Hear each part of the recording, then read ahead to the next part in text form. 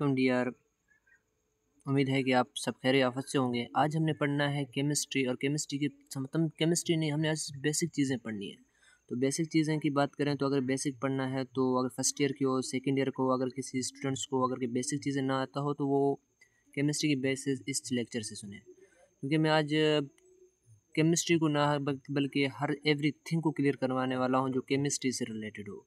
तो dear friends, आज हम स्टार्ट करने वाले हैं केमिस्ट्री से पहले उसके बेसिक टर्म्स, केमिस्ट्री को कैसे पढ़ने चाहिए, या ऐसे स्टूडेंट्स हैं जो केमिस्ट्री के आगे पहुंच जाते हैं, फर्स्ट ईयर सेकेंड ईयर में पहुंच जाते हैं, उन्हें ये पता नहीं चलता कि केमिस्ट्री को कंटिन्यू बाय कंटिन्यू कैसे करना है। और केमिस्ट्री की एक ऐसी इंपॉर्टेंट चीज़ें आती हैं या रिएक्शंस आते हैं या केमिस्ट्री के बारे में ऐसी ऐसी चीज़ें आते हैं, वो कहते हैं कि सर हमने ये तो हमें समझ ही नहीं आते। या अगर मैटर की बात करें तो कुछ स्टूडेंट्स ऐसे होते हैं कि फर्स्ट ईयर और सेकेंड ईयर में आते हैं तो कहते हैं हमें मैटर क्लियर नहीं है। मैटर इतनी बड़ी बात नहीं होती है कि मैटर होता क्या। अब मैटर की बात करें तो मैटर मुख्तलिफ़ किस्म की होती है। अब केमिस्ट्री की मैटर की बात कर रहे हैं, या ऐसी बात करें तो केमिस्ट्री की ऐसी ब्रांच रहे हम। अब ऐसी स्टडी स्टूडेंट्स हैं को कि आगे आपको पता है कि केमिस्ट्री अगर फर्स्ट ईयर सेकेंड ईयर पढ़ें तो कोई और केमिस्ट्री तो है नहीं। वो केमिस्ट्री होती है आपकी, जो आपने केमिस्ट्री पढ़ी होती है, उस केमिस्ट्री को आपने और एनालाइज करना है, उसे और चीज़ों से डिवाइड करना है और उसे और तरीके से समझना है। ये चीज़ें तो वही होती हैं मगर आपने उनको समझे तो पहले ही होते हैं, और आपको अपने उन्होंने उनको आपको डिफ़ाइन करेंगे उनको पढ़ना कैसे है। तो हम आज केमिस्ट्री की बेसिक को स्टार्ट करेंगे। केमिस्ट्री की बेसिक से आज आगे हम चलते रहेंगे। इसका मतलब है कि हम 9th क्लास की फर्स्ट चैप्टर को थोड़ा एनालाइज करेंगे। वैसे स्टूडेंट बात करें तो फर्स्ट चैप्टर फंडामेंटल केमिस्ट्री दिया जाता है। अगर कोई स्टूडेंट्स अगर की कोशिश करे कि वो फंडामेंटल केमिस्ट्री को छोड़कर अगर के एटॉमिक स्ट्रक्चर पढ़ना की कोशिश करेगा, तो क्योंकि एटॉमिक स्ट्रक्चर वो ब्रांच होती है केमिस्ट्री की, या मैं बात करूँ तो वो चैप्टर होती है जिसको बच्चे अगर पढ़ भी लें तो बच्चों को फर्स्ट चैप्टर केमिस्ट्री की बिल्कुल आसान लगता है। फर्स्ट ईयर की बात करें तो वहाँ भी एटॉमिक स्ट्रक्चर सेकेंड चैप्टर है। 9th क्लास की बात करें तो वहाँ भी सेकेंड चैप्टर है। तो स्टूडेंट कोशिश करें कि वो फर्स्ट चैप्टर को छोड़कर सेकंड चैप्टर पढ़ें। तो अब फर्स्ट चैप्टर को छोड़ना भी इतना, फर्स्ट चैप्टर है उसे पढ़ना ज़रूरी है, क्योंकि वहाँ पे एक ऐसी चीज़ें हैं जो बच्चों को पढ़ना ज़रूरी है। तो मैंने कोशिश की है कि इस लेक्चर में मैं स्टूडेंट्स को सेकंड चैप्टर है वहाँ की बुनियादी चीज़ें हैं उनको समझा के मैं फर्स्ट चैप्टर को स्टार्ट करूँ। तो यहाँ पे बच्चों को एनालाइज करने, जैसे कि मोल की फ्रैक्शन से। अब मोल, किसी बच्चे को एटॉमिक मास का पता नहीं, वो मोल को कैसे निकल गया। एटॉमिक मास की बात करें, एटॉमिक नंबर की बात करें तो वो सेकंड चैप्टर में आता है। सेकंड चैप्टर को पढ़ने से पहले हमने फर्स्ट चैप्टर पढ़ लेते हैं, और हमें एटॉमिक मास चीज़ों को पता नहीं होता, और हम डायरेक्टली मोल या एवोगाड्रो नंबर या हमने वॉल्यूम मैस कैलकुलेशन करनी होती है तो वो हमें बहुत मुश्किल लगती हैं। तो हमने कोशिश करना है कि उनको भी इनके साथ साथ थोड़ा समझना है, और इसके बाद हमने आगे जाना है। तो डियर फ्रेंड्स, हम स्टार्ट करते हैं कि केमिस्ट्री क्या है। केमिस्ट्री से पहले तो हम केमिस्ट्री की ये पढ़ते हैं कि वो ओरिजिनेट। अब ओरिजिनेट का मतलब होता है कि वो निकला कहाँ से है, और ये चीज़ें इंशाल्लाह मैं आपको इस लेक्चर में समझाऊंगा। इसके बाद ये लेक्चर एक वन शूट रहेगा, और कोई बच्चा अगर कि 9th 10th से निकल के फर्स्ट ईयर सेकेंड ईयर में है तो कोशिश करें कि वो इसे वन शूट में ही देखें। वन शूट में देखने का मतलब ये होगा कि वो एक लेक्चर में ही सारी चीज़ें क्लियर कर जाएगा। तो अगर कि वो 9th क्लास का है, या हाँ चलो 9th क्लास का है, तो वो दिन ब दिन इसको लेक्चर को शॉर्ट करके देख ले, तो इससे इनको ये होगा कि वो लेक्चर को आसानी से एनालाइज कर पाएंगे।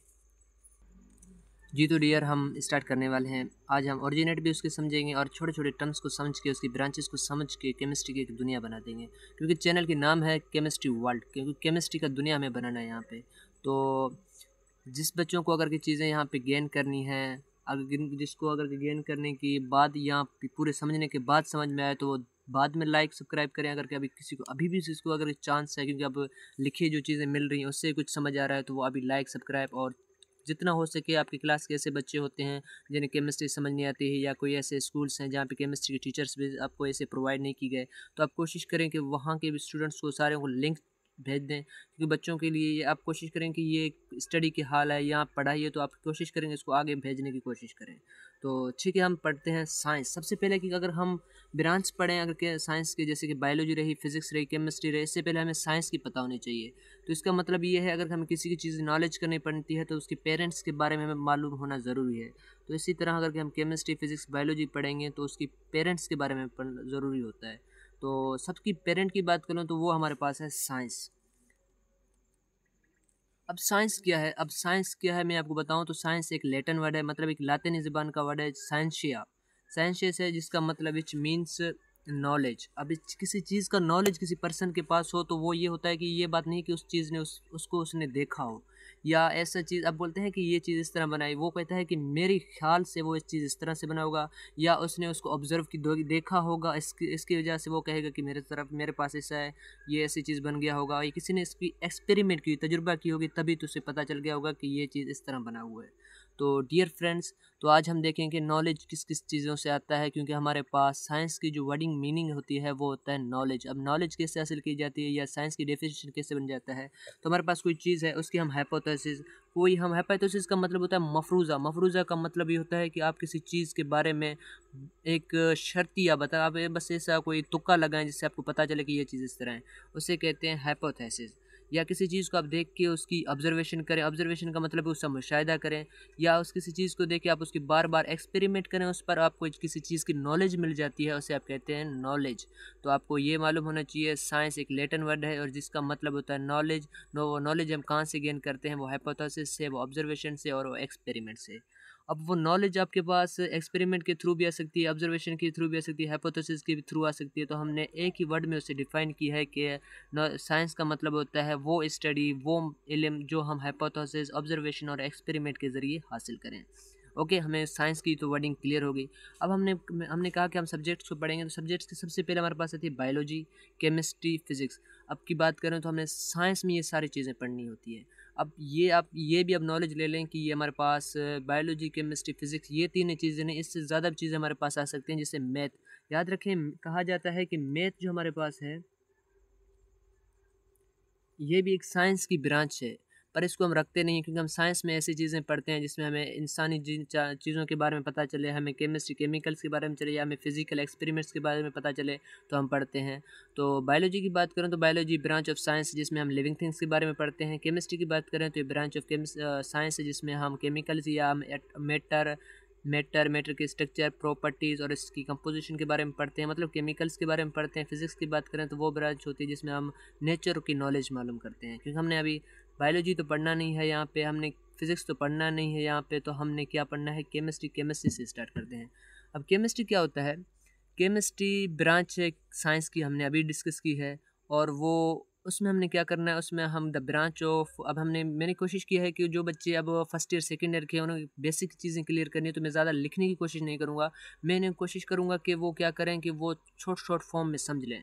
तो केमिस्ट्री ब्रांच है हमारे पास साइंस की, जिसमें हम मैटर के बारे में पढ़ते हैं। अब मैटर तो हर बच्चे को क्लियर होना चाहिए कि मैटर क्या होता है। अब 9th क्लास में है तो उससे सबसे पहले तो मैटर क्लियर करना पड़ता है। अगर फर्स्ट ईयर सेकेंड ईयर तो उसे क्लियर होना चाहिए। अब कुछ बच्चे कहते हैं हमें पूरा मैटर क्लियर नहीं है। भाई मैटर पूरा क्लियर कैसे नहीं है, क्योंकि वो उसके पास तो हैं 2-3 टॉपिक्स, ये हमारे पास वो 2-3 चैप्टर्स पे मुश्तमिल होता है। जैसे कि हम अगर फर्स्ट ईयर में हैं या 9th क्लास में हैं तो हमारे पास ये होता है कि फर्स्ट ईयर की बात करें तो वहाँ पे हमारे पास आती है कि सॉलिड, ये भी मैटर की फॉर्म है। अगर हम लिक्विड की बात करें तो वो भी मैटर की फॉर्म है। अगर हम गैस की बात करें वो भी मैटर की फॉर्म है। ये तो चैप्टर हैं कुछ, आपको यहाँ पे अगर थोड़ी बहुत डिस्कशन कर ली होगी मैटर के बारे में तो वो आपको आसान लगेगा।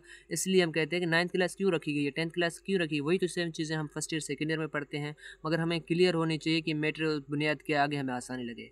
दूसरी बात है कि मैटर की प्रॉपर्टीज़ हम पढ़ते हैं कि इसमें मैटर की प्रॉपर्टीज़ क्या है, हम इसी वही चीज़ हम केमिस्ट्री में पढ़ते हैं। इसके बाद हम उस मैटर की कंपोजिशन को भी हम 9th क्लास में पढ़ते हैं, मतलब कि केमिस्ट्री में। और इसके बाद हमने स्ट्रक्चर पढ़नी है मैटर की। तो केमिस्ट्री की अगर कि मैं डेफिनेशन बनाऊं तो केमिस्ट्री की डेफिनेशन ये होती है कि ये ब्रांच ऑफ साइंस है विच deal with the study of matter, their properties and composition and structure. ये चीज़ों के बारे में हमने एक 9th क्लास के केमिस्ट्री के बारे में पढ़ना है, या केमिस्ट्री कहीं का भी केमिस्ट्री हो तो आपने ये चीज़ों के बारे में ध्यान रखना है कि हमें केमिस्ट्री में ओनली ऑन मैटर के बारे में पढ़ना है, प्रॉपर्टीज़ ऑफ मैटर पढ़ने हैं, कंपोजिशन ऑफ मैटर पढ़ने हैं और स्ट्रक्चर ऑफ मैटर पढ़ने हैं। ओके डियर्स, ये रहे हमारे पास केमिस्ट्री की डेफिनेशन। केमिस्ट्री साइंस की ब्रांच है जिसमें matter, properties, composition, structure of matter पढ़ने हैं। तो इसके आगे हम स्टार्ट करें, इंपॉर्टेंस ऑफ केमिस्ट्री क्या है। इंपॉर्टेंस ऑफ केमिस्ट्री को मैं अगर एक आसान लफ्ज़ों में आपको बताऊं, all planet of universe exist due to water. अब बात करें हम पूरे दुनिया की प्लैनेट्स, हमारे यूनिवर्स की, हमारे पास प्लैनेट्स की बात करें तो पूरी दुनिया की, पूरी वर्ल्ड की, पूरी यूनिवर्स की बात करें तो वो पानी पे ही मुश्तमिल है। पानी ना हो तो वो कोई प्लेनेट चलेगा क्या, हमारे पास यहाँ पे प्लेनेट ही ये विथआउट वाटर चलेगा नहीं ना। इसलिए हमारे पास पूरे किस चीज़ पे चलता है, वाटर पे चलता है। तो वाटर की स्टडी की बात करें तो वो भी हमारे पास केमिस्ट्री में आता है। उसकी सैम्पल्स की बात करें तो वो भी हमारे पास किस चीज़ में आती है, वो भी हमारे पास केमिस्ट्री में आती है। केमिकल सिंबल्स में आते हैं, कुकिंग में हम वाटर को यूज़ करते हैं, ईटिंग में हमारे पास ये होता है, डाइजेस्टिव में हमारे पास ये होता है। तो इसका मतलब ये होता है, इसकी इंपॉर्टेंस का मतलब ये है, अगर कि पूरे यूनिवर्स को अगर एग्जिस्ट करना है तो उन चीज़ों पर करना है, और वही चीज़ हम क्या करते हैं, केमिस्ट्री में पढ़ते हैं। इसकी इंपॉर्टेंस ये होते हैं, इस वैसे तो इसकी इंपॉर्टेंस ज़्यादा होते हैं, वो आपको अगर यहाँ पे रट्टा लगाने की कोशिश करें तो आपको क्लियर नहीं होंगे। अगर ये करें कि आप डेली वाइज केमिस्ट्री समझते जाएं तो आपको पता चलेगा केमिस्ट्री की इंपॉर्टेंस क्या होती है। केमिस्ट्री की इंपॉर्टेंस का मतलब होता है कि वो चीज़ें जो हमारी लाइफ के लिए असेंशियल हैं, उन चीज़ों के बारे में हम किस चीज़ में पढ़ते हैं, इंपॉर्टेंस ऑफ केमिस्ट्री मतलब कि केमिस्ट्री में पढ़ते हैं। ओके डियर्स, ये केमिस्ट्री की कुछ स्टार्टिंग है। केमिस्ट्री को अगर किसी बच्चे को समझना है तो इस तरह केमिस्ट्री की वर्ड बाय वर्ड समझ लें। ये हमारे पास फर्स्ट चैप्टर टॉपिक हमने साइंस क्लियर किया, इसके बाद हमने केमिस्ट्री क्लियर कर ली, और इसकी थर्ड जो पॉइंट हमारे पास इंपॉर्टेंस ऑफ केमिस्ट्री, ये भी हमारे पास क्लियर होगी। अब देखें इसके बाद हमारे पास प्रोडक्शन क्या होता है केमिस्ट्री में। चलो हम चीज़ों के बारे में पढ़ते हैं, इनके बारे में पढ़ने के बाद हमें प्रोडक्शन क्या मिलती है।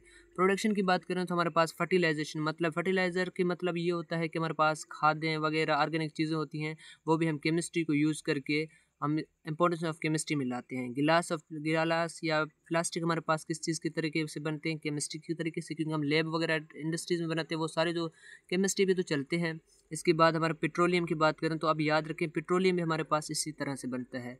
और इसके बाद याद रखेंगे सोप हमारे पास कहाँ बनते हैं, इंडस्ट्रीज़ फैक्ट्रीज़ में बनते हैं, वो भी हमारे पास केमिस्ट्री के थ्रू बनते हैं, क्योंकि हम केमिकल सिंबल्स वगैरह साथ करके फिर हम बनाते हैं। केमिस्ट्री की वजह से हम ये चीज़ें मालूम करते हैं। अब फर्टिलाइजेशन का मतलब होता है जो हम खादें वगैरह यूज़ करते हैं, आसान लफ्ज़ों में ये कह सकते हैं। गिलास में बनता है कांच वगैरह। और इसके बाद प्लास्टिक की बात करें, प्लास्टिक तो आप हर कोई जानता है। पेट्रोलियम, अब याद रखें कि बच्चों को जब वो इम्पोर्टेंस ऑफ केमिस्ट्री पढ़ते हैं तो क्योंकि अब हमारे पास सिंथ बुक टेक्स्ट के जो बच्चे होते हैं वो पेट्रोलियम को पढ़ते हैं, क्योंकि वो रट्टा लगाने की कोशिश करते हैं। डियर स्टूडेंट्स, आप कोशिश करें कि आप रट्टा लगाने की कोशिश ना करें, आप ये कोशिश करें कि वो किसी चीज़ें बनती हैं। अब ये देखें पेट्रोलियम, पेट्रोलियम की वर्ड की मतलब होता है वो तमाम की तमाम चीज़ें, तेल, ऑयल, डीजल वगैरह, या हमारे पास पेट्रोल खुद ब खुद, ये चीज़ें अगर हमें कहीं से मिल जाए तो हम उसे कहते हैं पेट्रोलियम। या एक बात करें, ये जो डीजल, ऑयल वगैरह या चीज़ें फॉसिल फ्यूल्स हम ये ढूंढते हैं, मतलब कि ये कंपनीज के जो वर्कर्स होते हैं ढूंढते हैं, तो हम कहते हैं ये पेट्रोलियम करते हैं। पेट्रोलियम का मतलब ये नहीं होता कि वो पेट्रोल को ढूंढ रहे हैं, इसका मतलब ये है कि वो तमाम डीजल, ऑयल, सारे चीज़ों को ढूंढ रहे हैं। ओके डियर्स, ये रहे हमारे पास कुछ इंपॉर्टेंस ऑफ केमिस्ट्री। आपको आई थिंक क्लियर हो गया होगा, मतलब कि केमिस्ट्री हमारी लाइफ के लिए एसेंशियल है। अगर कि मेडिकल का स्टूडेंट होगा तो मैं इसको आसानी लफ्ज़ों में कह दूं कि वो हमारे पास जैसे बायो एसेंशियल है, इसी तरह बैकबोन ऑफ मेडिकल फील्ड के लिए केमिस्ट्री है। तो इसकी ब्रांच पढ़ने से पहले मैं आपको चंद लफ्ज़ बता दूँ जो आपके लिए इंपॉर्टेंस लाएंगे। बी अपॉन डब्ल्यू, अब ये इसका मतलब होता है बिटवीन, और बी अपॉन सी इसका मतलब होता है बिकॉज, क्योंकि बहुत से लफ्ज़ों को अब शार्टकट की फॉर्म में, दुनिया शार्टकट चल रही है, आप रट्टा लगाने की कोशिश नहीं करें, शार्ट फॉर्म से चीज़ें समझे। डी अपॉन एफ का मतलब होता है डिफरेंस। ओके, ये चीज़ें यहाँ पे यूज़ होंगे इसलिए मैंने यहाँ पे लिख दी हैं, तो आप कोशिश करें इनको समझने की। अब हम ब्रांच ऑफ केमिस्ट्री पढ़ रहे हैं, तो क्योंकि आप फॉर एग्जांपल में फर्स्ट ईयर के सेकंड ईयर के स्टूडेंट्स हो, तो वहाँ भी मैं अगर उनको समझाऊँ तो ये चीज़ें होती हैं, तो वो अगर मैं ब्रांच की डायरेक्ट बताऊँ तो उनको पता नहीं चलेगा। तो यहाँ पे आप कोशिश करेंगे ब्रांच को क्लियर करें। अब ब्रांचे किस तरह होते हैं मैं आपको समझाऊँ थोड़ा। ब्रांचे, अब ये लिखा हुआ है कि पहले तो ब्रांच स्टार्टिंग से करने पर मैं आपको एक शॉर्ट फॉर्म में बताऊं तो मैंने लिखा हुआ है green chemistry. Green chemistry, chemistry की वो ब्रांच है जिसमें हम डिज़ाइन करते हैं हज़ार्ड्स प्रोडक्ट्स को, जो फार्म करते हैं न्यू मटेरियल्स को। अब ये हमारे पास बुक की मैंने लाइन्स उठाए हुए हैं, अब बच्चे इस लाइन्स को पढ़ते हैं, वो बोलते हैं हमें रट्टा लगा हुआ है, मगर इसका मतलब क्या होता है। दरअसल डियर्स केमिस्ट्री की वो ब्रांच होती है जिसमें हम जो वो चीज़ें यूज़ करते हैं जिससे कि वो हमें नुकसान पहुंचाते हैं, हम उनको डिज़ाइन करके कुछ नए तरीके से उसे यूज़ करते हैं। कैसे मैं बात करूं, जिस तरह कि आप कुछ साल पीछे चले जाएं तो हमारे पास रॉयल का ट्रेन जो था वो हमारे पास ट्रेन जो था हमारे पास वो ट्रेन वो हमारे पास किस तरह चलता था, वो ट्रेन हमारे पास चल रहा था कोयले से। तो उन्होंने कोशिश की कोयले को हमने इंजन में चेंज कर लिया, इंजन में चेंज करने के इसकी इंजन को चेंज करने के बाद वो डीजल और पेट्रोल से चलने लगा, ऐसी चीज़ों से चलने लगा। तो उसमें हमारे पास क्या मतलब कि कोयले से धुआं चीज़ निकल रहे थे। हज़ार्ड्स का मतलब होता है जहरीली चीज़ें, जहरीली प्रोडक्ट्स को उन्होंने चेंज कर दिया किस में, न्यू मटीरियल में, जिससे हमें आसानी फ्राहम हो। तो हम कह सकते हैं ग्रीन केमिस्ट्री केमिस्ट्री की वो ब्रांच होती है जिसमें हम ओनली टू ऑन जो हमारे पास नुकसानदायक चीज़ें होती हैं उनको चेंज करके हम नए यूज़फुल चीज़ें लाएँ जो हमें फ़ायदा भी दे और हमें नुकसान मतलब कि कोई हेल्थ एनवायरमेंटल नुकसान ना दे, तो उसे हम ग्रीन केमिस्ट्री कहते हैं। तो इसके बाद डियर्स मैं आपको समझाने वाला है, यहाँ पे मैंने ग्रीन केमिस्ट्री लिखा है, बाकियों के जो ब्रांच है मैंने वहाँ पे फिजिकल तो केमिस्ट्री आगे नहीं लिखा क्योंकि यहाँ पे स्पेस कम होता है, क्योंकि आपको समझाना है, क्योंकि मैं कोशिश करता हूँ कि वो बच्चों के लिए भी हो जो फर्स्ट ईयर सेकंड ईयर पढ़ते हैं, उनके लिए भी क्लियर हो। अगर मैं उनको अगर कि ये ना बताऊँ कि मैं फिजिकल, तो वो समझेंगे फिजिकल केमिस्ट्री की ब्रांच की बात कर रहा है। तो अगर 9th क्लास के हैं तो इसलिए मैं उनको बताया, पहले मैंने ये बताया क्योंकि आखिरी ब्रांच होती है, मैंने इसकी नाम पूरी लिख दी तो इसके लिए बच्चों को क्लियर हो जाए। तो फर्स्ट ईयर के बच्चे क्लियर हो गए। या अगर फिजिकल की बात करूँ तो इसका मतलब फिजिकल केमिस्ट्री की बात कर रहा हूँ। फिजिकल केमिस्ट्री हमारे पास वो ब्रांच होती है केमिस्ट्री की जिसमें हम बिटवीन किसके बिटवीन मैंने W/B/W का मतलब है between composition physical and properties. हम ये वो ब्रांच होती है केमिस्ट्री की जिसमें हम composition physical properties of matter पढ़ते हैं। तो फिजिकल केमिस्ट्री के आप आसान लफ्ज़ों में कह रहे हैं कि ये हम इसमें कंपोजिशन और फिजिकल प्रॉपर्टीज पढ़ते हैं मैटर के। इसके बाद की बात करें तो ऑर्गेनिक केमिस्ट्री वो ब्रांच होती है। अब याद रखिए ऑर्गेनिक केमिस्ट्री इतनी इंपॉर्टेंट, हमारे पास केमिस्ट्री के दो ही पार्ट होते हैं, एक होता है फिजिकल केमिस्ट्री, एक होता है ऑर्गेनिक केमिस्ट्री। फिजिकल केमिस्ट्री वो ब्रांच होती है जिसमें हम केमिकल कंपोजिशन फिजिकल प्रॉपर्टीज़ पढ़ते हैं किसकी, मैटर की। ऑर्गेनिक केमिस्ट्री में हम इंपॉर्टेंट चीज़ें पढ़ते हैं जिसमें कार्बन और हाइड्रोजन मालिक्यूल्स हों। ये आप याद रखें, कार्बन और हाइड्रोजन एटम जिस मालिक्यूल के अंदर होंगे उनको हम रखेंगे। जिसके मैं फॉर एग्जांपल बात करूँ, ये हमारे आपने सुना होगा CH4 की बात करूं तो CH4 हमारे पास एक गैस होता है मीथेन, जो हम घरों वगैरह में यूज़ करते हैं। इसकी फार्मूला यूँ लिखा होता है, मतलब कि ये एक ऑर्गेनिक मालिक्यूल है और इन्हीं ऑर्गेनिक मालिक्यूल्स को हम केमिस्ट्री में पढ़ते हैं। तो उस ब्रांच को हमने नाम दिया ऑर्गेनिक केमिस्ट्री। ऑर्गेनिक केमिस्ट्री वो ब्रांच है फिजिक्स की जिसमें हम ऑर्गेनिक मालिक्यूल्स के बारे में पढ़ते हैं। सर अब ऑर्गेनिक मालिक्यूल्स क्या हैं सर? अब भाई याद रखें सर, आपको बता रहे हैं ऑर्गेनिक मालिक्यूल्स का मतलब होता है जिसमें कार्बन और हाइड्रोजन हों। आई थिंक आपको क्लियर हो गया होगा। आज अब भी हम इनऑर्गेनिक को पढ़ते हैं। अब याद रखें ऑर्गेनिक वो होते हैं जिसमें कार्बन और हाइड्रोजन होते हैं, तो याद रखें इनऑर्गेनिक वो होते हैं जिसमें कार्बन और हाइड्रोजन प्रेजेंट ना हो, तो उसे हम इनऑर्गेनिक कहेंगे। जिसकी मैं बात करूँ तो H2O, इसमें याद रखें कि हाइड्रोजन तो है मगर इसमें कार्बन नहीं है, इसमें ऑक्सीजन है, तो ये हमारे पास इनऑर्गेनिक होगा। वो ये अब याद रखें, ये आपके लिए बेसिक टर्मिनोलॉजी, इसमें आपको एक पूरे चैप्टर की आपको चीज़ें मिल गई होंगी, क्योंकि ऑर्गेनिक केमिस्ट्री वो ब्रांच है फिजिक्स केमिस्ट्री की जिसमें हम कार्बन और हाइड्रोजन मालिक्यूल जिसमें एटम मालिक्यूल में, उसे हम ऑर्गेनिक केमिस्ट्री कहते हैं।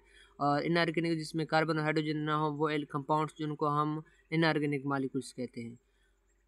आई थिंक आपको क्लियर हो गया होगा। अब कुछ स्टूडेंट्स ऐसे होते हैं कि सर हमें पढ़ाते हैं कि केमिस्ट्री में हम मैटर प्रॉपर्टी कंपोजिशन और स्ट्रक्चर ऑफ मैटर पढ़ते हैं, तो ये हमें सर पढ़ाते क्यों नहीं? बेटा अब एक सर आपको एक दिन में ये नहीं पढ़ाएगा। इसका मतलब होता है पूरी केमिस्ट्री में आप फर्स्ट ईयर से अब 9th 10th first year second year university level में जब पूरे पढ़ेंगे केमिस्ट्री, तो आप फिर आपको पता चल जाएगा मैटर क्या होता है, प्रॉपर्टी क्या होता है, कंपोजिशन क्या होती है, स्ट्रक्चर क्या होती है, तब जाके आपको क्लियर हो जाएगा। अब ये नहीं कि मैं आपको इस चैप्टर में आज के लेक्चर में पूरी की पूरी समझा दूंगा कि केमिस्ट्री किस तरह मेरे पास प्रॉपर्टीज़ कंपोजिशन और स्ट्रक्चर समझाती है।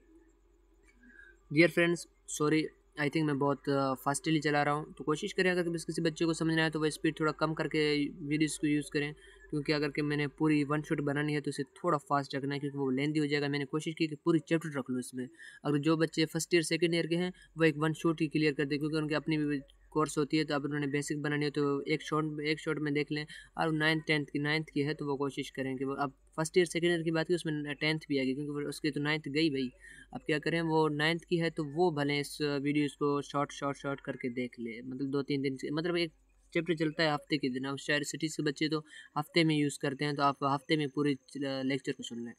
इसके बाद होती है बायोकेमिस्ट्री। अब इसकी नाम पे मैंने बायोकेमिस्ट्री क्यों कहती है, ये चैप्टर की ये ब्रांच की नाम ही बायोकेमिस्ट्री, ये ब्रांच केमिस्ट्री की इसकी पूरी नाम ही बायोकेमिस्ट्री है।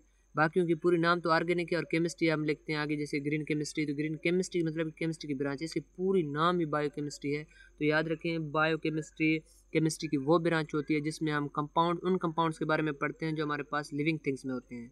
लिविंग थिंग्स में आपको पता है प्रोटीन भी आता है, उसमें हमारे पास लिपिड भी आता है, और इसके बाद हमारे पास विटामिन्स भी आते हैं। वो चीज़ें जो हम जो लिविंग ऑर्गेनिज्म में मॉलिक्यूल्स मौजूद हों उनके बारे में अगर केमिस्ट्री स्टडी करनी होती है तो इसे हम कहते हैं बायो केमिस्ट्री। अब इसके बाद है मेडिकल या मेडिसिनल केमिस्ट्री। उसका मतलब क्या होता है? मेडिसिनल केमिस्ट्री का मतलब होता है कि वो ब्रांच ऑफ केमिस्ट्री जिसमें हम किन चीज़ों के बारे में पढ़ते हैं? ड्रग्स के। अब यार ड्रग्स वो ड्रग्स नहीं जो हम यूज़ करते हैं बाहर, वो ड्रग हम नहीं, मतलब कि जो लोग यूज़ करते हो। ड्रग्स की मतलब होती है दवाइयाँ। याद रखें, ड्रग्स अब केमिस्ट्री बायो में मिले तो उसकी मतलब है दवाइयाँ। अब मेडिकल केमिस्ट्री वो ब्रांच होती है केमिस्ट्री की जिसमें हम दवाइयों के बारे में पढ़ते हैं। इसलिए मैंने कहा कि मेडिकल की फील्ड की कोई भी स्टूडेंट हो तो उसे केमिस्ट्री पढ़ना इस तरह होता है जैसे हमारी बैकबोन, इस तरह इंपॉर्टेंट होता है।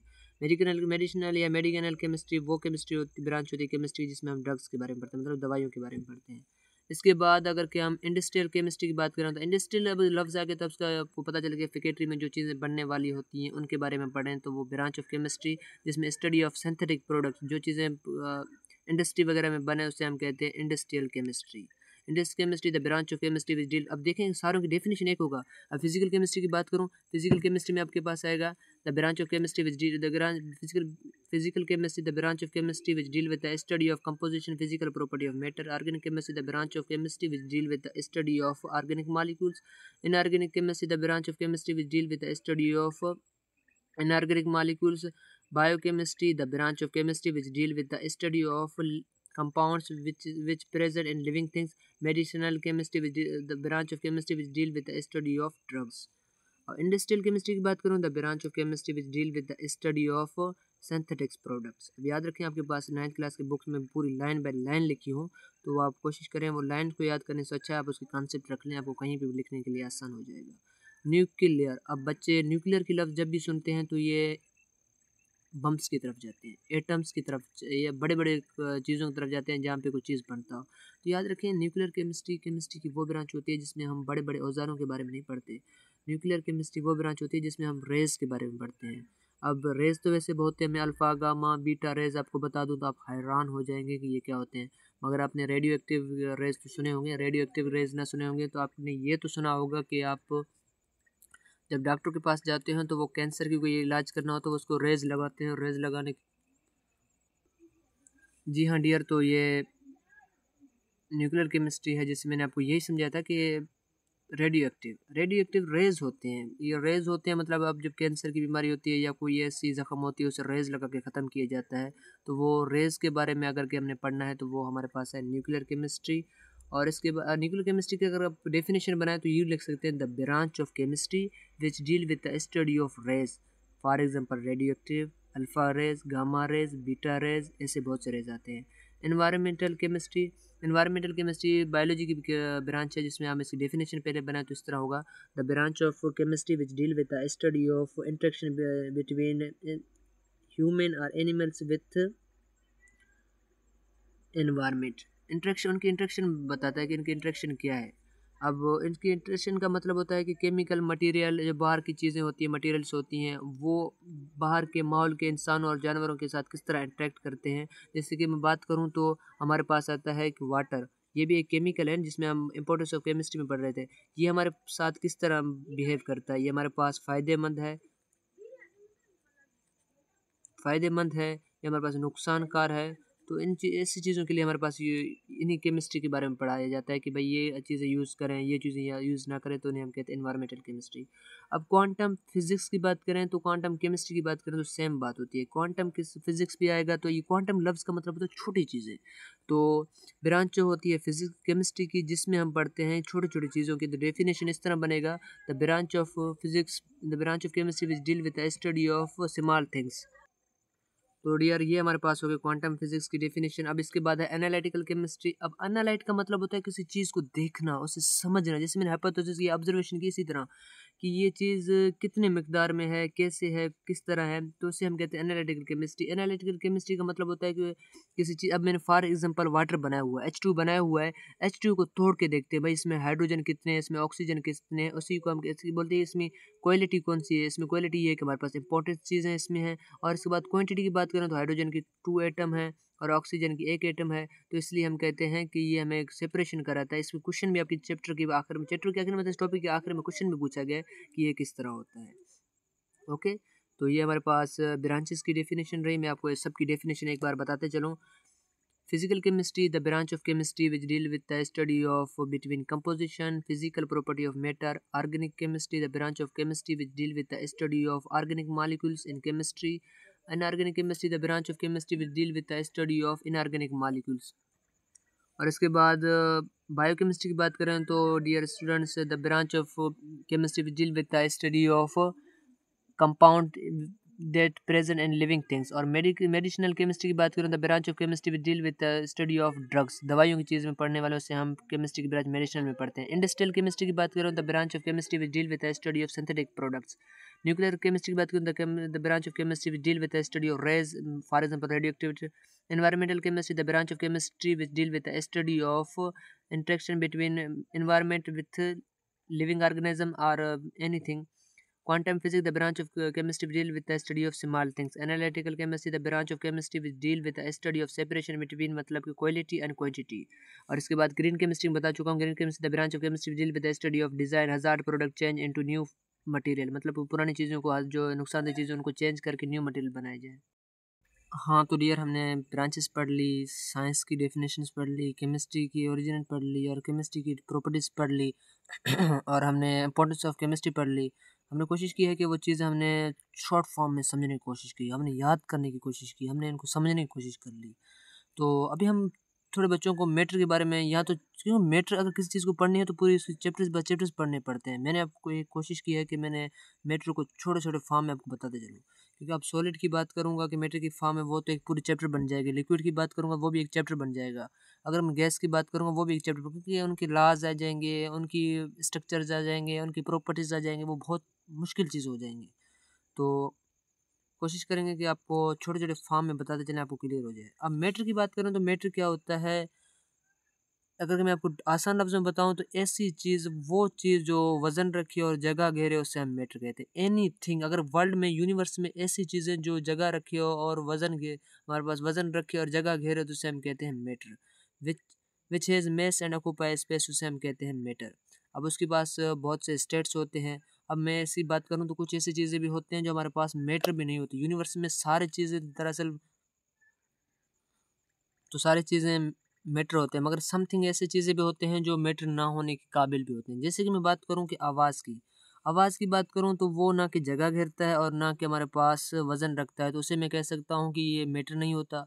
वो चीज़ जो जगह घेरे और वज़न भी रखे उसे मैं मैटर कहूँगा। ओके, आज के बाद आप कोई भी ऐसी चीज़ देखें जिससे आप वो देखें वो जगह भी घेरता हो और वो क्या, वज़न भी रखता हो। जैसे मैं इस पेन की बात करूँ तो इसके पास वज़न भी और ये जगह भी घेरता है, इसे मैं मैटर कहूँगा। ओके, आई थिंक आपको ये बेसिक चीज़ क्लियर हो गई होगी। अब इसकी स्टेट्स की बात करूँ तो मैटर हमें मुख्तलिफ स्टेट्स में मिलती है। सॉलिड की स्टेट में मिलता है, लिक्विड की बात करते हैं, गैस की बात करते हैं। अब स्टूडेंट्स की प्रॉब्लम ये होता है कि सर हमें मैटर मुख्तलिफ स्टेट्स में मिलता तो है, मगर हम उसे पहचानेंगे कैसे? तो डियर, सॉलिड्स की बात करूँ तो आपको सॉलिड्स की प्रॉपर्टीज सबसे पूछ जाए, आप मैटर पढ़ चुके हैं, आप ये कहें जी हाँ सर हमने मैटर पढ़ लिया है, वो कहेंगे हमें सॉलिड बताएं, सॉलिड किस तरह होता है। तो आप में ये वर्ड्स आपको बहुत डिफिकल्टी पेश करती है कि सॉलिड किस तरह होता है। आप कहेंगे सर वो चीज़ जिसकी पार्टिकल्स, जिसकी मॉलिक्यूल्स एक दूसरे के साथ बिल्कुल बॉन्डेड हो, मतलब कि क्लोजली पैक्ड हो, उसे आप कहेंगे सॉलिड टाइप ऑफ मैटर। अब इसके बाद लिक्विड की बात करें, देखें उसकी मॉलिक्यूल्स सॉलिड से थोड़े, सॉलिड जिस तरह एक दूसरे पैक्ड हैं वो क्लोजली पैक्ड नहीं है, वो फार पैक्ड हैं। देखें इनकी मॉलिक्यूल एक इधर है, एक इधर है, एक इधर है, एक इधर है, और ये हमारे पास है लिक्विड। अब गैस की बात करें तो गैस की मॉलिक्यूल्स अ पार्ट ऑफ फार है, मतलब इतने दूर दूर होते हैं कि उन्हें, उनके पास जो फोर्स होती है वो भी बिल्कुल कम हो जाती है। तो इसकी आसान हमने एक डिफरेंशिएट की। तो अब डिफरेंशिएट के लिए मैंने आपको बताया कुछ लफ्ज़ ऐसे होते हैं जिन्हें हम शॉर्ट फॉर्म के लिए भी यूज़ कर सकते हैं। जैसे मैंने आपको बिटवीन के लिए B/W लिख दिया, जिस तरह मैंने बिकॉज के लिए B/C लिख लिया, जिससे मैंने डिफरेंस के लिए D/F लिख लिया। ये हमारे पास शॉर्ट फॉर्म होते हैं। किसी चीज़ की डेफिनेशन, क्योंकि जैसे भी दुनिया आगे ग्रोथ करती जा रही है, अगर कोई बच्चा CSS की इम्तिहान दे रहा है, वहाँ पे उसकी इंटरव्यू ली जाती है, तो उससे ये कहा जाता है कि आपकी सेल्फ क्या है। अगर कोई स्टूडेंट कहे कि सेल्फ की बात होती है, तो हम अगर जनरली बात करें तो ये आपकी तारीफ़ क्या है, तो हम कहते हैं कि वो पूरी अपनी हिस्ट्री बता देते हैं जो हमारे पास होता है। तो याद रखें, जितना दुनिया जनरेट हुआ है, दुनिया अब जितना आगे ग्रो कर रहा है, तो हमसे जो सवाल पूछा जाता है हमें उसके बारे में बताना चाहिए। अगर मुझसे पूछा जाए कि आपकी सेल्फ क्या है, तो मैं ये कहूँगा कि मैं मेडिकल का स्टूडेंट हूँ और मेरे पास मेरा नाम ये है और मैं अभी आगे क्या करने वाला हूँ। ये हमारे पास सेल्फ की स्टडी हुई। अब अगर कि मुझसे अब मैं अगर फॉर एग्जांपल ये मेरी सीएसएस की बात, अगर मैं सीएसएस के इंटरव्यू से बाहर जाऊँ, बाहर कोई मुझसे इंटरव्यू में पूछे या इंटरव्यू या मैं बाहर चले जाऊँ, तो वैसे मुझसे कोई मेरी तारीफ़ पूछे, तो मैं अपने पेरेंट्स के नाम, मैं अपने सिटी का नाम, मैं अपने विलेज का नाम, मैं अपने जो कारोबार है, फॉर एग्जांपल मेरी स्टडी है तो मैं प्री मेडिकल का बताऊँगा, मैं ये चैप्टर पढ़ता हूँ, ये करता हूँ, ये सारी चीज़ें बताता हूँ। कि अब दुनिया जो जनरेट हो रही है, कि न्यू के आपको पता है एआई चल रहा है। एआई की मैं बात मैं इसलिए कर रहा हूँ क्योंकि अब शॉर्ट फॉर्म चल रही है। शॉर्ट फॉर्म का मतलब होता है आप ऐसे लफ्ज़ यूज़ करेंगे जो आपको आसानी लगे। तो डियर, आपने ये चीज़ें भी याद रखनी है। इस लेक्चर में आपको वो चीज़ें बताने जा रहा हूँ कि जो आपको बिल्कुल पता होनी चाहिए। अब आपको सीएस में कोई पूछे कि आपकी तारीफ़ क्या है, आपकी सेल्फ क्या है, तो आप वो चीज़ें बताएँगे जो आप बस एग्ज़ैक्टली बता सकें। ओके, सॉलिड भी क्लियर होगा जिसके मॉलिक्यूल एक दूसरे से क्या हों, क्लोज़ली पैक्ड हों, और लिक्विड क्या हो जिसकी मॉलिक्यूल्स एक दूसरे से दूर हों, और गैस की बात करें तो उसकी मॉलिक्यूल्स क्या हों, वो एक दूसरे के बहुत दूर हों। तो अगर कि मैं एक जनरल, ये तो रही साइंस की बात। अगर कि मैं साइंस से बाहर चल के बात करूँ, सॉलिड वो सर बह ना सके उसे हम सॉलिड कह सकते हैं। लिक्विड की बात करें सर वो थोड़ा बहने की कोशिश करे, हम उसे कहते हैं लिक्विड। सर गैस की बात करें जो अपार्ट परफ्यूम की तरह फैल जाए उसे हम गैस कह सकते हैं। ये एक जनरली बात रही। तो ये हमने ब्रांच के लिए कर लिए, साइंस की डेफिनेशन, केमिस्ट्री और इंपॉर्टेंस ऑफ केमिस्ट्री और मैटर को क्लियर कर दिया, तो प्रोडक्शन ऑफ केमिस्ट्री क्लियर कर लिए। तो इसके बाद हमारे पास चैप्टर के जैसे ये टॉपिक क्लियर करने के बाद हमसे सवाल पूछे जाते हैं कि branch of chemistry analyse quality and quantity of compounds is known as. अब हमसे क्वेश्चन पूछ रहा है कि वो ब्रांच कौन सी केमिस्ट्री की जिसमें हम एनालाइज करते हैं quality of quantity of compounds की। तो मैंने आपको एनालिटिकल केमिस्ट्री पढ़ाया था जिसमें मैंने कहा था सेपरेशन करते हैं क्वालिटी और क्वांटिटी को, से हम कहते हैं एनालिटिकल केमिस्ट्री। तो इसके जवाब में आप कहेंगे सर वो ब्रांच जिसमें हम एनालाइज करते हैं क्वालिटी और क्वांटिटी को, तो वो हमारे पास क्या है, एनालिटिकल केमिस्ट्री। दूसरी चीज़ ये कहता है कि हमारे पास what happened due to deficiency of biomolecules. मैंने कहा कि बायोमॉलिक्यूल्स वो मॉलिक्यूल्स होते हैं जो लिविंग थिंग्स में मौजूद हों। अब बहुत से स्टूडेंट्स होते हैं कि उन्हें पता नहीं होता कि लिविंग थिंग्स क्या होते हैं। तो लिविंग थिंग्स के लिए मैं आपको आसान से लफ्ज़ बताऊं तो लिविंग थिंग हमारे पास आती है एनिमल्स और प्लांट्स। ये चीज़ें अगर कहीं आपको मिले तो आप इन्हें कहेंगे लिविंग थिंग। लिविंग थिंग की वर्ड्स आपको मिल जाए तो इसका मतलब वो एनिमल और प्लांट्स की बात कर रहा है। आई थिंक आपको ये वर्ड्स भी क्लियर हो गया होगा। ये वर्ड आपको बायो के अंदर हर जगह मिलेगा। तो मेडिकल का स्टूडेंट है तो अपने ऐसे ऐसे टर्म्स क्लियर करने होंगे आपको। थर्ड में हमसे पूछ रहा है बायो मालिक्यूल्स में ये चीज़ें मौजूद मौजूद होते हैं जो हम बायो मालिक्यूल्स में पढ़ते हैं, इनकी कमी की वजह से क्या होता है। तो डियर्स, आपने सुना होगा कि हमें विटामिन की कमी होती है। विटामिन की कमी होती है तो इसका मतलब होता है कि हमें कोई डिजीज़ पैदा हो जाता है। तो इसका मतलब बायोमॉलिक्यूल की कमी की वजह से हमें कोई डिजीज़ पैदा हो जाएगा। तो इसकी आंसर क्या होगा, अगर कि हमें डिफिशिएंसी ऑफ बायोमॉलिक्यूल होगा तो उसमें हमारे पास डिजीज़ पैदा हो जाएंगे। मैं आपको कुछ सम डिजीज़ की बातें बताऊं। जैसे हमारे पास विटामिन डी की कमी होता है तो हड्डियों में कमज़ोरी आ जाती है, हड्डियों में कमज़ोरी और रिकेट्स की बीमारी आ जाती हैं। अगर कि हमारे पास विटामिन ए की कमी हो जाती है, हमें नाइट ब्लाइंडनेस मतलब रात को अंधापन दिखाई देता है। ये हमारे पास क्यों कि डिजीज़ है, ये हमें बायोमॉलिक्यूल्स की कमी की वजह से आते हैं। जैसे मैंने आपको बायोमॉलिक्यूल्स में विटामिन्स पढ़ाए हैं। और इसके बाद थर्ड समय पूछ रहा है डिफरेंस बिटवीन। अब देखिए मैंने difference D upon F B upon W ये लिखा हुआ, difference between medicinal and biochemistry. बोलता है कि वो ब्रांच ऑफ केमिस्ट्री जिसमें हम मेडिसिन के बारे में पढ़ते हैं और वो ब्रांच ऑफ बायोकेमिस्ट्री, इनके दरमियान में फ़र्क किया है। तो आप कहेंगे सर मेडिसिनल केमिस्ट्री में हम ड्रग्स के बारे में पढ़ते हैं, दवाइयों के बारे में पढ़ते हैं, और हमारे पास जो बायोकेमिस्ट्री होते हैं उसमें हम मॉलिक्यूल्स के बारे में पढ़ते हैं। मतलब कि बायोमॉलिक्यूल्स वो मॉलिक्यूल्स होते हैं जो हमें लिविंग थिंग में मिलते हैं।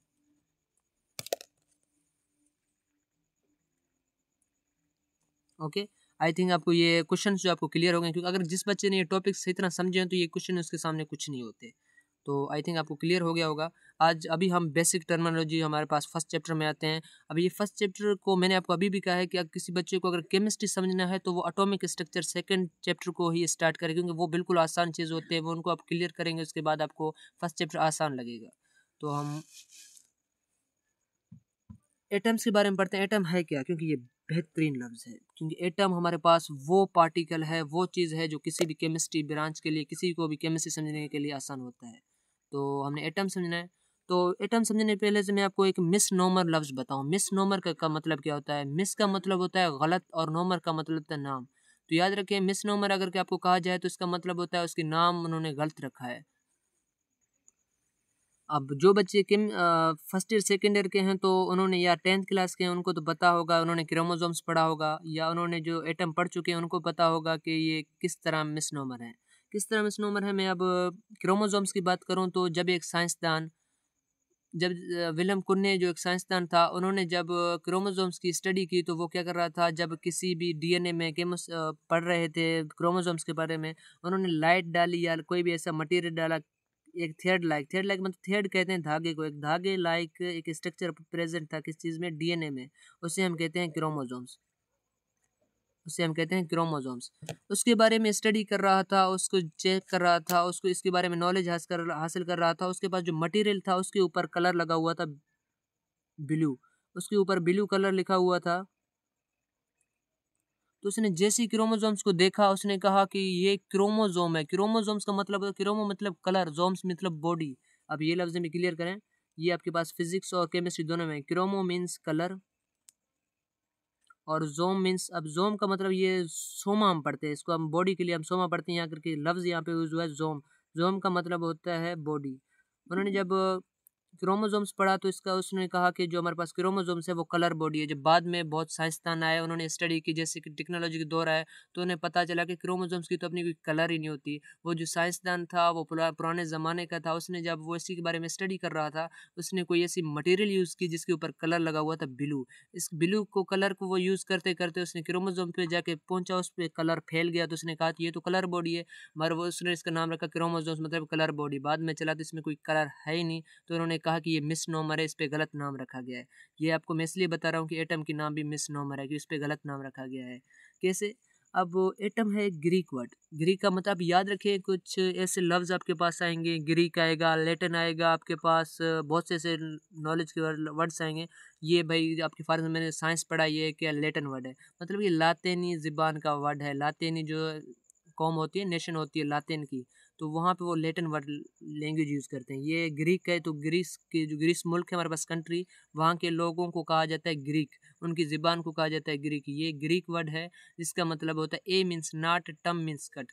तो इसका मतलब है एक डेमोक्रेटिस साइंसदान था, उसका नाम था डेमोक्रेटिस। वो समझो एक साइंसदान नहीं था, वो एक फिलासफर था। मैं आपकी इसकी भी नॉलेज देते जाऊँ, क्योंकि मैंने आपको कोशिश की है कि मैं आपको सेकंड चैप्टर भी यहाँ पे क्लियर कराते जाऊँ। किस बच्चे को अगर सेकंड चैप्टर ना पढ़ा हो तो फर्स्ट चैप्टर को कैसे समझे, मैं आपको कोशिश करूँगा इस लेक्चर में आपको फर्स्ट जो हमारे पास सेकंड चैप्टर है उसकी भी टर्मिनोलॉजी बताते जाऊँ। एटम जो दरअसल है वो सेकंड चैप्टर में अच्छी तरह बयान किया गया है, तो मैं कोशिश करूँगा इस चैप्टर में भी आपको इसी तरह क्लियर कराऊँ जैसे सेकंड चैप्टर में है। तो ए means not, tom means cut. एक फिलासफ़र था जिसका नाम डेमोक्रेटस था, आजकल उन्हें साइंसदान कहा जाता है, मगर अगर आप बुक में पढ़ें तो वो एक फिलासफ़र था। अब फिलासफ़र का काम क्या होता है कि इस दौर में फिलासफ़र उसको कहा जाता है जो गलत चीज़ भी हो उसे लोगों को इस तरह समझाए कि वो उसे सही साबित करवाए। मतलब वो गलत चीज़ भी कहे तो लोग कहें कि, लोगों को इस तरह समझाए कि लोग कहें सही। डेमोक्रेटस उस वक्त का साइंसदान कहा जाता था। उसने कहा कि एटम मतलब नाट, ये दोबारा इसको तोड़ नहीं सकते। अगर कि अभी की बात करें तो एटम की हमने और माइक्रोस्कोप यूज़ की, क्योंकि उस वक्त माइक्रोस्कोप कम थे। अब एटम की बात करूँ तो वो इतनी छोटी चीज़ है, इतनी छोटी चीज़ है, उसे हम माइक्रोस्कोप में देखते थे उस वक्त हमें बिल्कुल नज़र नहीं आता था, मतलब हमें धुंधला धुंधलापन दिखाई दे रहा था। उसने कहा भाई ये तो सबसे छोटी चीज़ है, ये इसके बाद इससे बाद कोई छोटा चीज़ होगा ही नहीं। तो बाद में पता चला नहीं भाई, एटम जो है वो उससे भी छोटी चीज़ें हैं, जैसे इलेक्ट्रॉन, प्रोटॉन, न्यूट्रॉन, इनसे तो बना हुआ है। अब एक चीज़ जिस चीज़ से बना हुआ उसे तोड़ेंगे तो उसी चीज़ों से ये बन जाएगा जीडीआर, तो वो इसी तरह बन जाएगा। तो इन्होंने कहा कि भाई नहीं, ये और भी टूट सकता है, इसके लिए इसका नाम है मिसनोमर। याद रखें, मिसनोमर उन्हें कहा जाता है जिनकी नाम गलत रख दी जाए। इसकी नाम भी क्या है? मिसनोमर। मिसनोमर इसका नाम गलत रखा गया। इन्होंने उस वक्त कहा था कि ये और टूट नहीं सकता, मगर अब ये और भी टूटता है, इसलिए इन्होंने कहा इसका नाम तो इन्होंने गलत रखा है। अब फिर इन्होंने किसने कहा था? John Dalton. आपकी 9th क्लास में बुक में लिखा जाएगा कि जॉन डाल्टन ने इसकी सही थ्योरी बताई। याद रखें बेटा, जॉन डाल्टन ने भी इसकी थ्योरी गलत ही बताया था। जॉन डाल्टन हमारे पास जो थ्योरी उन्होंने पेश की थी। अब जॉन डाल्टन कौन है? जॉन डाल्टन सेकंड चैप्टर में पढ़ेंगे, वो एक इंग्लिश के टीचर थे। उन्होंने कहा था कि इसकी नाम गलत रख दी, कि आपकी बुक में ये रखा गया है, मगर बुक में अगर ये है तो आप फर्स्ट ईयर सेकंड में आएंगे तो आपको पता चलेगा इन्होंने भी जो अपनी थ्योरी दी थी वो भी बिल्कुल गलत है। वो क्यों गलत है? उन्होंने कहा भाई एटम जो है वो भी एक स्मॉलेस्ट पार्टिकल है, मगर इसमें उन्होंने एटॉमिक नंबर में आगे आपको पढ़ाऊंगा, एटॉमिक मास, उनके बारे में उन्होंने कुछ लाज दिए थे, तो सब कहते हैं कि भाई इन्होंने सही कहा है। याद रखें बेटा, इन्होंने भी गलत ही कहा है। इनकी जो थ्योरी थी, इनकी जो हाइपोथेसिस थी, इनकी जो कॉन्सेप्ट थी वो भी गलत था। ठीक है, तो अब 9th क्लास की चीज़ों को रटा तो उस वक्त लगा सकते हैं, मगर अब आगे जाएंगे तो आपको फर्स्ट ईयर सेकेंड ईयर में चीज़ें चेंज मिलेंगे, आप परेशान हो जाएंगे। तो अभी इससे आपको पता होना चाहिए जो हमारे पास जॉन डाल्टन था उसकी थ्योरी भी क्या था? गलत था। तो एटम का मतलब होगा ए means not, tom means cut, ये पुराने ज़माने की नाम था तो मिसनोमर कहा जाता है। इसकी डेफिनेशन क्या होगा? स्मॉलेस्ट यूनिट ऑफ मैटर, इसका मतलब होता है कि एटम्स बहुत सारी चीज़ें मिलकर मैटर बनाते हैं। अब फॉर एग्जांपल मैं इस पेन की बात करूं तो ये पेन एक मैटर है। इसकी जो छोटी छोटी चीज़ों की बात करूं तो वो मैटर है। और मैटर की बात करूं तो मैटर इलेक्ट्रॉन्स की बनी हुई है, तो इसलिए हम ओनली ऑन कहते हैं जो हमारे पास एटम है, स्मॉलेस्ट यूनिट ऑफ मैटर है। और इसकी मैं बुक से हट कर टीचर्स के हिसाब से आपको बताऊं तो एटम का मतलब होता है smallest particle that take part any chemical reaction. Reaction, अब देखिए मैंने आपको ये रिएक्शन का आर अपॉन सी लिखा तो इसका मतलब होता है रिएक्शन।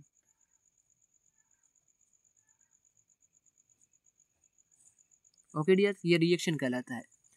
और मैं आपको जैसे सेकंड चैप्टर की बताने वाला हूँ तो एटम की स्ट्रक्चर किस तरह होता है। तो एटम की स्ट्रक्चर इस तरह होता है जैसे अब इन्होंने बनाया हुआ है एक,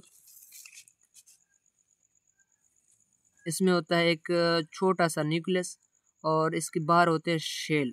अब छोटा सा न्यूक्लियस से बाहर होते हैं शेल, तो उन्होंने कहा था कि एटम इतनी बस छोटी चीज़ ही है और तोड़ नहीं जा सकता। और बाद में स्टडी की तो उन्होंने कहा था एटम में न्यूक्लियस भी है और इसके बाद शेल्स भी हैं। तो इनके बाद हमें पता चला। तो अभी कुछ स्टूडेंट्स की क्वेश्चन ये रहते हैं, सर हमें किसी कैसे पता चले कि एटम न्यूक्लियस को हम कैसे उसकी डिफाइन कर सकते हैं? क्या न्यूक्लियस एटम की जितना है? क्या न्यूक्लियस एटम से बहुत छोटा है? क्या उसकी दरमियानी साइज़ की है?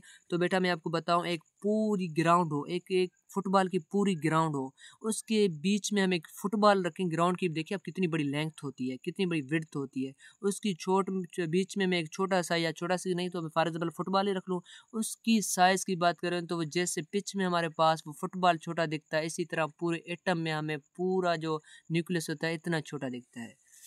ओके, ये रहा हमारे पास न्यूक्लियस। अब पी एन लिखा हुआ है, इसको अब छोड़े, मैं आपको इसकी बातें बताते चलूँगा। और ये हमारे पास शेल है। शेल क्या है? शेल सर्कुलर पाथ है जहाँ पे इलेक्ट्रॉन्स होते हैं। अब इलेक्ट्रॉन्स क्या है सर, मैं आपको आगे बताऊँगा। इसके बाद ये नेगेटिव चार्ज रखता है इलेक्ट्रॉन, ये नेगेटिव चार्ज कैसे रखता है वो मैं आपको आगे बताऊँगा। शेल क्या होता है आपको ये पता होना चाहिए कि ये सर्कुलर पाथ है। इसके बाद न्यूक्लियस क्या है? न्यूक्लियस जैसे मैंने आपको कहा कि हमारी ब्रेन, जो फॉर एग्जाम्पल करें हमारी ब्रेन पूरी बॉडी को कंट्रोल करता है, हमारी सेंट्रल पार्ट है। इसी तरह जो हमारे पास न्यूक्लियस होती है वो सेंटर ऑफ एटम होती है, उसके वो पॉजिटिव चार्ज रखता है। वो कैसे? मैंने अभी कहा कि हमारे पास जो एटम है वो और भी पार्टिकल्स में टूट सकता है। वो हमारे पास इलेक्ट्रॉन है, प्रोटॉन है और न्यूट्रॉन है। ये फंडामेंटल पार्टिकल है। डियर स्टूडेंट्स याद रखिए, अगर मैं आपको ये तीन नामें बता रहा हूँ तो ये तीन नामें, ये 200 पार्टिकल्स होते हैं जो हमें पढ़ाए नहीं जाते, क्योंकि हमें वो चीज़ें पढ़ाई जाती हैं जो हमें बस खारिज की दी जाती है। अगर हम नॉलेज की बात करें यूके, या हम नॉलेज की बात करें बाहर एशियन कंट्री की, जो बाहर कंट्रीज़ होते हैं उनके बारे में पढ़ें तो वो वहाँ पे प्रोटॉन की जगह पे, इलेक्ट्रॉन की जगह पे, न्यूट्रॉन की जगह पे और भी चीज़ें पढ़ते हैं। इससे ज़्यादा 200 पार्टिकल्स पढ़ते हैं। तो हमने तो बस जो चीज़ हमें मिली हुई है उनको क्लियर करना होता है। इलेक्ट्रॉन जो होता है वो ऐसा पार्टिकल जो होता है उसके पास नेगेटिव चार्ज होता है, इसलिए हम कहते हैं कि इलेक्ट्रॉन्स कहाँ पे होते हैं? शेल में होते हैं। शेल की चार्ज कौन सी है? नेगेटिव है। इलेक्ट्रॉन की चार्ज कौन सी है? नेगेटिव है।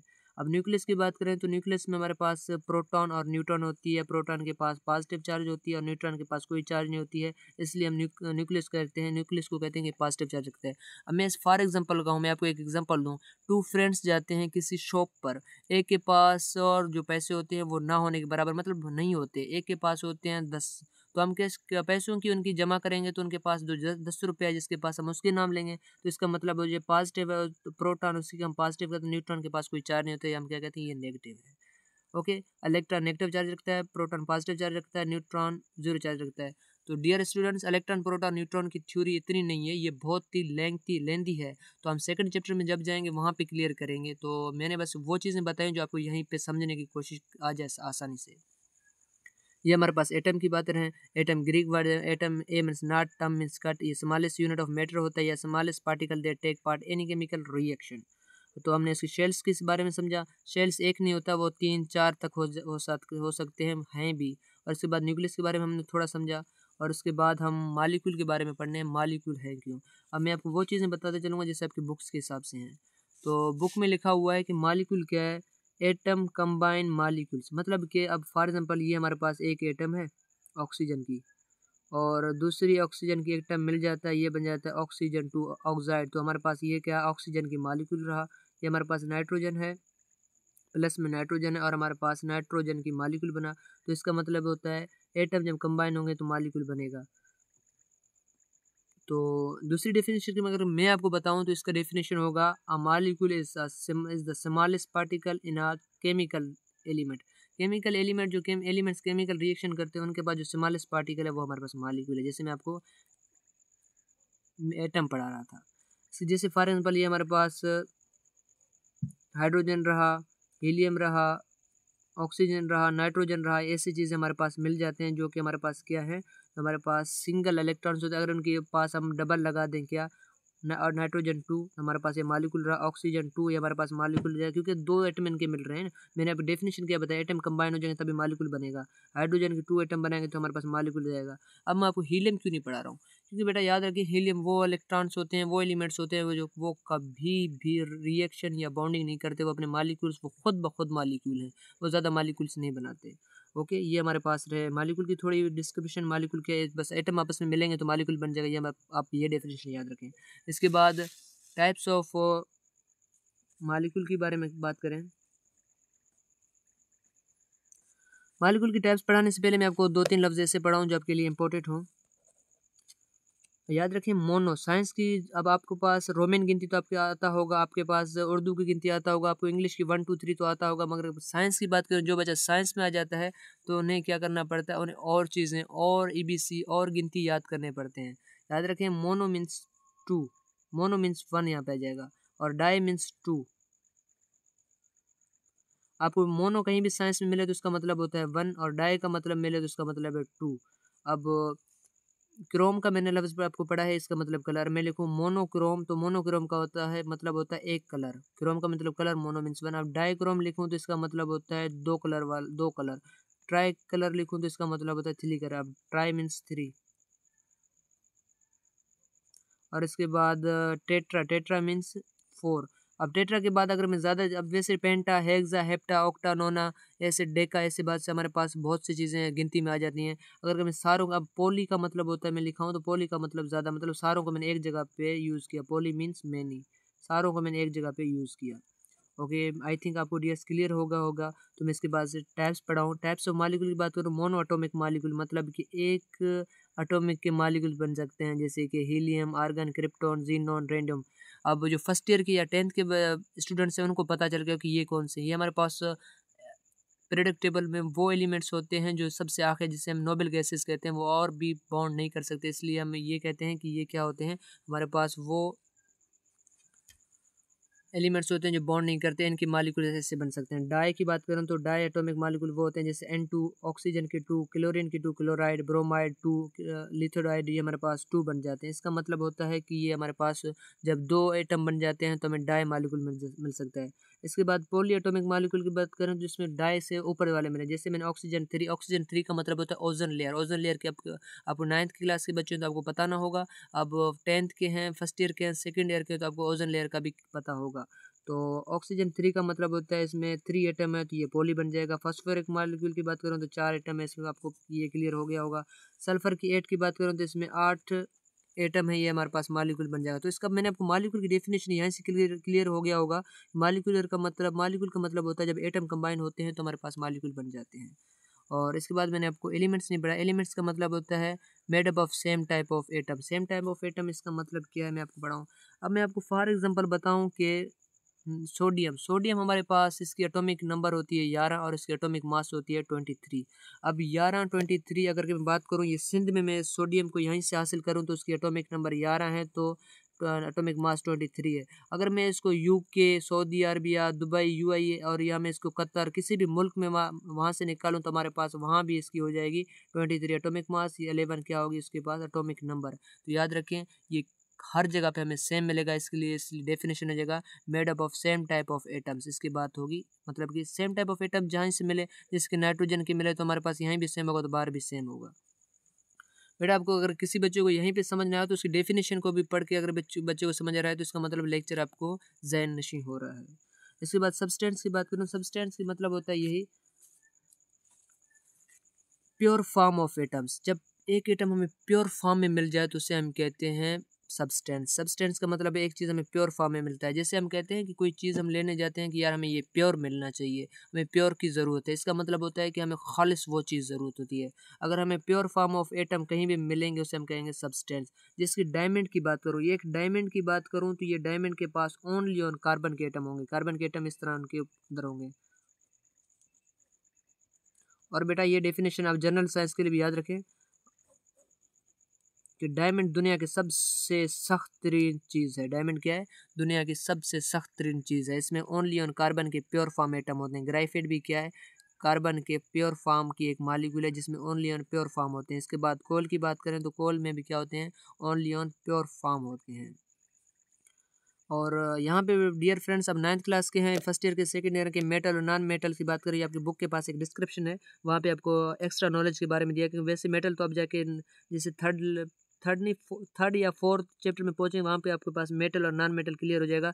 मगर आपके पास डिस्क्रिप्शन में एक्स्ट्रा नॉलेज के बारे में दिया हो तो यहाँ पे आप समझें मेटल किसे कहते हैं। दरअसल मेटल सॉलिड होते हैं, हार्ड होते हैं, गुड कंडक्टर होते हैं। सॉलिड तो आपको पता है, मैंने आपको समझाया। अभी हार्ड का मतलब तो हर किसी को पता है, सख्त होता है। इसके बाद गुड कंडक्टर का मतलब क्या होता है? गुड कंडक्टर उन चीज़ों को कहा जाता है जिससे बिजली पास हो। क्या हो? बिजली पास होने हम कहते हैं गुड कंडक्टर। गुड कंडक्टर वो चीज़ें जो इलेक्ट्रिसिटी को पास करें उसे हम कहते हैं गुड कंडक्टर। अब नॉन मेटल क्या होगा? वो बैड कंडक्टर होगा। बैड कंडक्टर का मतलब उससे बिजली पास नहीं होगा। जैसे मैं प्लास्टिक की बात करूँ, प्लास्टिक के अंदर बिजली पास नहीं होगा तो हमारे पास ये क्या हो जाएगा? Non conductor. गिलास की बात करो, इसमें बिजली पास नहीं होगा, ये हमारे पास क्या होगा? नॉन कंडक्टर, मतलब नॉन मेटल। इसके बाद मेटालॉइड की बात करूँ, मेटालॉइड की बात करूँ तो ये मैं आपको आसान लफ्ज़ों में बताऊं कि मेटालॉइड वो चीज़ें होते हैं जो दोनों प्रॉपर्टीज़ रखी। अब फॉर एग्जांपल एक चीज़ हमारे पास ऐसी है, अब मैंने दो चीज़ें रखी हुई है, ये फॉर एग्जांपल एक ये चीज़ है और एक हमारे पास ये चीज़ है, और एक हमारे पास इस लाइन में हमारे पास इस तरह है। तो अगर बीच में ये हमारे पास फॉर एग्जांपल नॉन मेटल है, ये हमारे पास मेटल है। और बीच की बात करें तो स्ट्रक्चर के हिसाब से देखेंगे, इसके बाहर जो कवर लगे हुए हैं, ये कवर बिल्कुल इसके बाहर की कवर की तरह देखें। जो इसकी अब फॉर एग्जांपल पिरामिड बने हुए हैं भारतीय, ये 3D शक्ल के बने हुए इसी की तरह है। अगर कि अंदर इसकी माहौल की बात करें तो इसी की तरह में थोड़ा बहुत दिखता है, मगर इसके अंदर ये चीज़ नहीं होती, ये बार वाली लाइन इसके अंदर नहीं है। तो इसका मतलब होता है कुछ प्रॉपर्टीज़ इसके भी रखता है, कुछ प्रॉपर्टीज़ इसके भी रखता है, उसे हम कहते हैं दरमियानी चीज़। मेटालॉइड भी दरमियानी चीज़ें होती हैं। ये नॉन मेटल भी काम करता है और मेटल की भी काम करता है। नॉन मेटल का मतलब होता है कि बेड कंडक्टर, ये बिजली को ज़्यादा पास तो नहीं करता, ये बिजली को थोड़ा बहुत पास भी करता है, तो मेटल के फॉर्म में आ जाएगा। इसका मतलब होता है कि मेटालॉइड वो चीज़ें होते हैं जो नॉर्मल कंडक्टर की तरह काम करते हैं, जिसके पास कुछ प्रॉपर्टीज़ मेटल की भी हों, कुछ नॉन मेटल की भी हों, कुछ मेटल्स की भी हों। तो आई थिंक डियर्स आपको क्लियर हो गया होगा साइंस की definition, chemistry, importance of chemistry, branch of chemistry, और इसके बाद मैटर का आपको क्लियर हो गया होगा। और इसके बाद हमने कुछ क्वेश्चंस के लिए और इसके बाद हमने एटम को सही तरह समझा, जैसे कि फर्स्ट चैप्टर के हिसाब से, सेकंड चैप्टर के हिसाब से। सेकंड चैप्टर के तो बहुत लेंदी है, मगर हमने कोशिश की है तो उसको समझने की कोशिश करें।